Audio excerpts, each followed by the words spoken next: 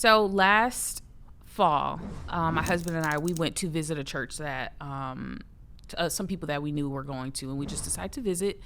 And it was right before the election, and the pastor was very, very vocal about basically who we should be voting for as Christians. Wow. And I was conflicted because I was like, man, this is a lot of time we're spending on the election. The way it was being framed was like, these are our Christian values, so we should vote this way. But I was struggling because, man, I saw people getting up. A lot of people were leaving, and they're missing the end of the sermon. And he was very passionate and all that. And so it's been a lot, man. I almost feel like we've been putting a little bit more emphasis on politics than just like kingdom agenda and things like that. So the question you're going to answer or try to or talk about is like, how should we be as Christians? Should we be left? Should we be right? Should we be vocal about this and things like that? It's so important. Yeah. Please share. Yeah. And, I think what you said, although I appreciate your graciousness as usual in saying that, this is just one church, not speaking for all churches.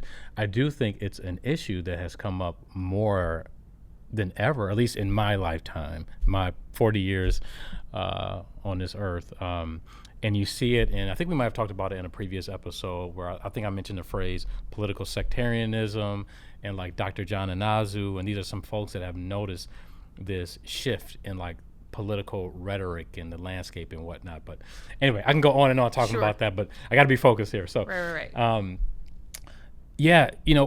In thinking about this, actually one of my favorite African-American writers came to mind, W.E.B. Du Bois, African-American sociologist, and he coined this phrase back in the late 19th century called double consciousness. And essentially it refers to one who is, again, within the context of being African-American, him feeling both his identity as being of African descent, but also his Americanness, and how oftentimes those are at tension. And particularly, again, you got to remember he wrote this during the late 19th century, so this is when racial and tensions and racism was at a really high in our society. And so in a different way, though, I think many Christians in America today feel a similar kind of tension, this double consciousness or this two-ness, where we love our country, we're grateful for a lot of the privileges that we have and the freedoms that we have, but we also know, as the Apostle Paul reminds us in Philippians chapter 3, verses 20, that our citizenship is in heaven. We're proud Americans, but we're also citizens of this greater kingdom, the kingdom of God. And frankly, we're really just sojourners here during our lifetime. And so that leaves us with this question of, should the church be left? Should it be right? Or should it be something else entirely?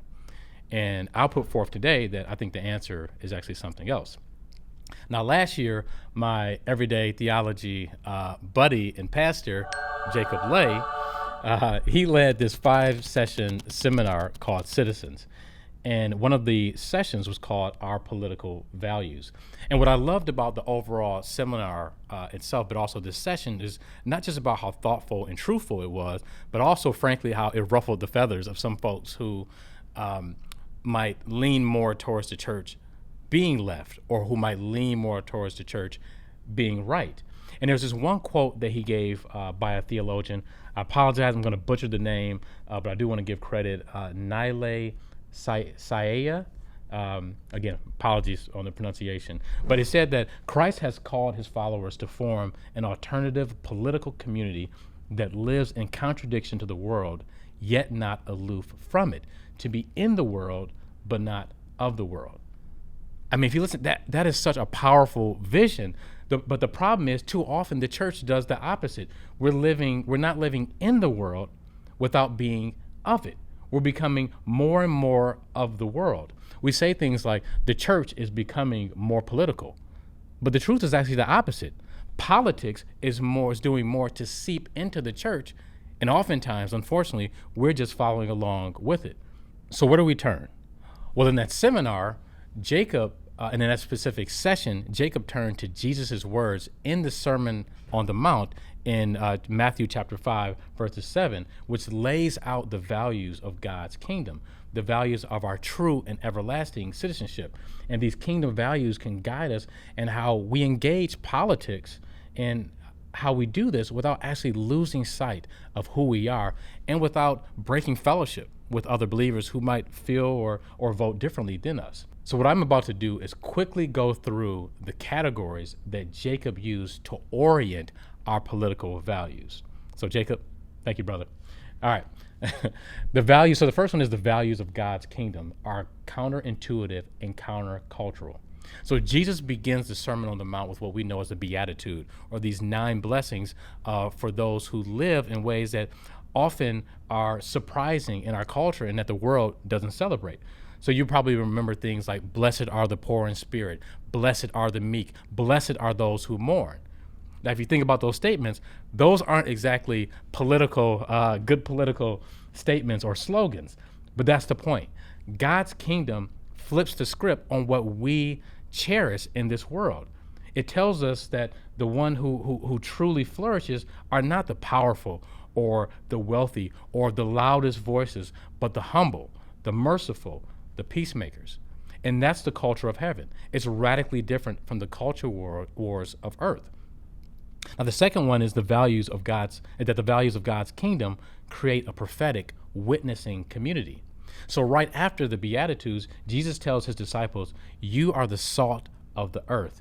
You are the light of the world. We've heard that so many times, but I would venture to say we probably haven't thought about it within the context of how we interact and engage politically. So that's our calling, not to blend in so much that we lose our distinctiveness, but also not to withdraw from politics or society in fear.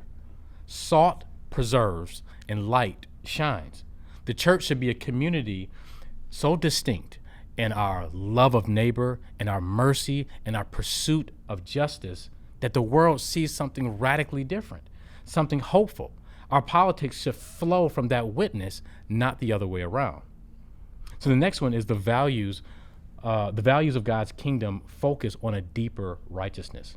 In Matthew chapter 5, verses 17 through 48, Jesus presses past this surface level kind of obedience to the heart of the matter. It's not just don't murder or don't lust or don't commit adultery, but it's love your neighbor, love your enemy. That's a righteousness that goes far deeper than any of our political platforms. I mean, you've heard a lot of the policies that Republicans and Democrats put forth, and they have their talking points about what agendas or policies bring forth the best kinds of morality and justice. But Jesus calls us to something different. He calls us to a heart that's transformed. It reminds me of, and I'm paraphrasing here, but something that Dr. Martin Luther King Jr.